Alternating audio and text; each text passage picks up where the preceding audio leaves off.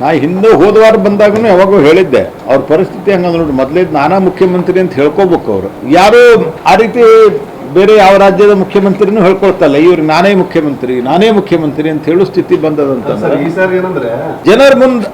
ಇದು ಒಂದು ಪಾಯಿಂಟ್. ಎರಡನೇದ್ದು, ಕಾಂಗ್ರೆಸ್ ಪಾರ್ಟಿ ಆಂತರಿಕ ವಿಷಯ ಆದರೂ ಸಹಿತ ಸುಳ್ಳು ಯಾರು ಹೇಳ್ತಾ ಇದ್ದಾರೆ ಅನ್ನೋದು ಗೊತ್ತಾಗಬೇಕಲ್ಲ.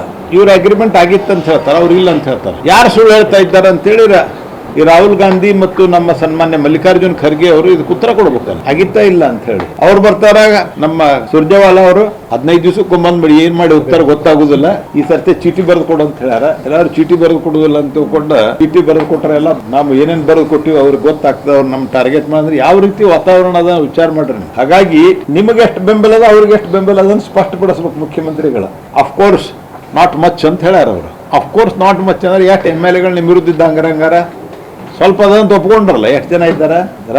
ರಾಜ್ಯದ ಜನರಿಗೆ ಸುಳ್ಳು ಹೇಳಿ ಇಬ್ರು ಪೈಕಿ ಒಬ್ರಂತೂ ಗ್ಯಾರಂಟಿ ಸುಳ್ಳು ಹೇಳಬೇಕು. ಅವ್ರು ಆಗ್ಯದ ಅಂತ ಹೇಳ್ತಾರೆ. ಇವರು ಯಾರು ಸುಳ್ಳು ಹೇಳ್ತಾ ಇದ್ದಾರೆ ಹಂಗಾರ ಇದು ಸ್ಪಷ್ಟ ಆಗ್ಬೇಕಂತ ನನ್ನ ಆಗ್ರಹ ಪಡ್ತೀನಿ. ಅವರು ನನ್ನ ಭೇಟಿ ಮಾಡಿದ್ರು, ರಾಜ್ಯದ ಕೆಲವು ಯೋಜನೆಗಳ ಬಗ್ಗೆ ಮಾತಾಡಿದ್ದಾರೆ. ಹೌದ್ರಿ, ಮಾಡಿದ್ದಾರೆ. ಕರ್ನಾಟಕದ ಹಿತಕ್ಕಾಗಿ ಏಕತೆ ಬೇಕು, ನಾವ್ಯಾರು ಇರ್ಲಿಲ್ಲ ಅಂದ್ವಿ. ನೀವು ಮೊದಲು ಕಾಂಗ್ರೆಸ್ದವ್ರು ಏಕತೆಯಿಂದ ಇಬ್ಬರು ಆಡಳಿತ ಮಾಡ್ರೆ, ಆಮೇಲೆ ನಾವು ನಿಮ್ಮ ಜೊತೆಗೆ ರಾಜ್ಯದ ಹಿತಾಸಕ್ತಿಗಳಿಗೆ ಇದ್ದೀವಿ ಅಂತ ನಾವು ಅವ್ರಿಗೆ ಹೇಳಿ DK ಶಿವಕುಮಾರ್ ಅವ್ರಿಗೆ.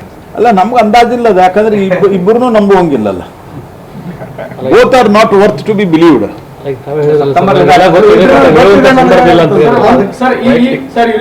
ಏನ್ ಅಗ್ರಿಮೆಂಟ್ ಆಗ್ಯದ ನಮ್ಗೆ ಗೊತ್ತಿದೆ, ಆದ್ರೆ ನಾವು ಅದನ್ನ ಈಗ ಅವ್ರು ಹೇಳಿದ್ದನ್ನು ಅವ್ರು ಹೇಳ್ಬೇಕು ಅದನ್ನ.